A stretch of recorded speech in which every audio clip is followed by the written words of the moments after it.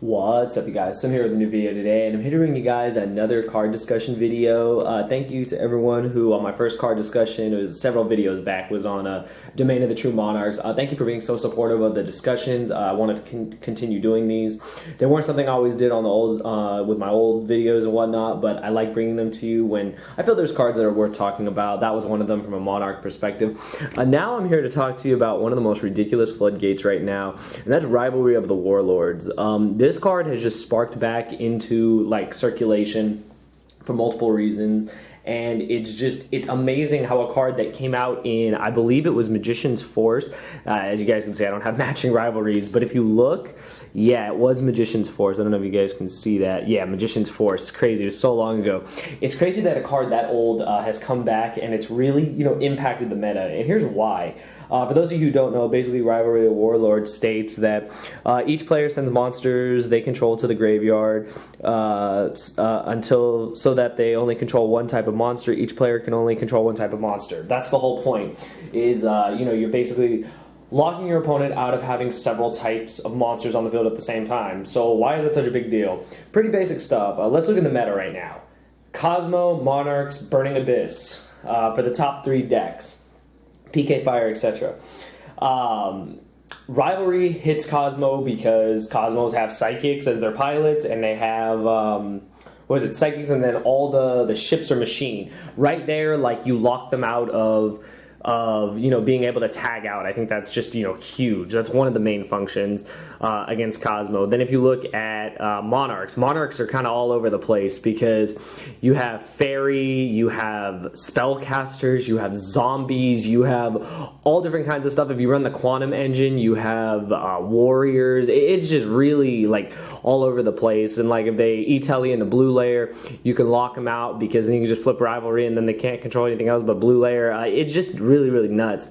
And then against Burning Abyss, they're all fiends. Everyone's like, why would Rivalry even be good? Well, for some reason, Dante is a warrior, and it's just like, whoa, all right, that's crazy. So yeah, that alone makes Rivalry just insane. The fact that it can lock so many decks out of actually playing. It can lock them out of being able to, do what their deck does best. Especially in the example of Burning Abyss, you go Special Fiend, make a Dante. That's usually what you do. And I mean, if you're staring down Rivalry, basically Special Fiend, and then you have to think of something else. It's pretty crazy. Now, like in more depth, like what decks really benefit from this? Because I'm sure a lot of people are saying, well, I can't play this if I'm playing one of the big decks. Well, this is for people who aren't playing one of the big decks. If you're playing other decks, if you're going against the meta, one of the main decks I know for sure that runs this is Heroes. I've seen Hero players at locals, and they just lock games out with Rivalry. Like, it's just insane. With Dark Law Rivalry, it's just like, well, what the hell are you supposed to do? And like a bajillion other back row.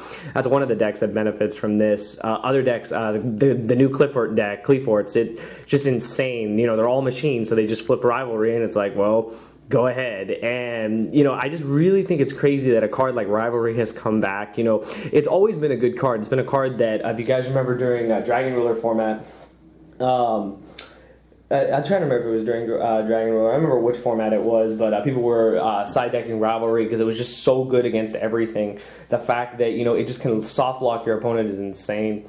I really like the card myself. I'm trying it out in Cleaforts. I'm trying it out. I also have Heroes as well. I'm working on that. I'm not super familiar with Heroes, but it is a deck I'm working on. If you guys want to see a deck profile on that, let me know. I need to work with a couple people on the deck because it's not a deck that I play regularly, but it's something I just want to try in addition to Monarchs, other stuff. As you guys know, having played Monarchs, like I want to just try other things, just in preparation for any last regionals or possible nationals. So far, you guys, I've gotten one day off. I got the Sunday for nationals. I'm working on getting the Friday and Saturday, and if I can swing it, if I can make some swaps, then yeah, I'm going to nationals, and I'll be happy as can be, and I'll make an update video as soon as I know, because I really want to go. But anyways, I just really think this card is really powerful right now, and something people really need to look out for, because any deck that I feel that can just play this card is just so far ahead of everything, because the fact that most decks have multiple types, it just really locks you out of what you can do. And I think that it's crazy that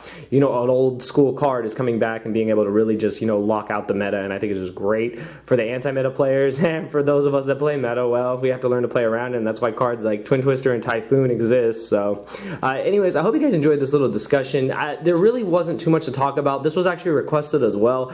Someone wanted me to talk about Rivalry Gozen And I was going to do a comparison like Rivalry versus Gozen, but honestly right now the way the format is going, I feel Rivalry is just superior because there's so many types versus attributes, and I feel that that's what's really important right now in controlling the meta. So yeah, let me know what you guys think. If you enjoyed this discussion, give me a thumbs up.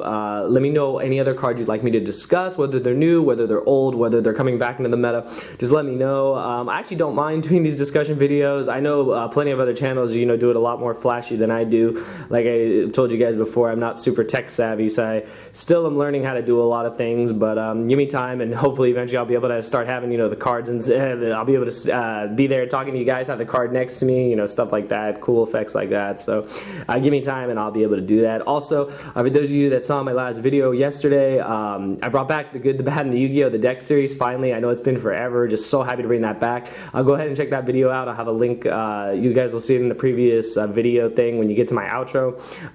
Yeah, just go and check it out, and please let me know any other back in the days you want to see, and I'll definitely bring them too. So yeah, I hope you guys enjoyed this. Give me a thumbs up, and thank you for watching.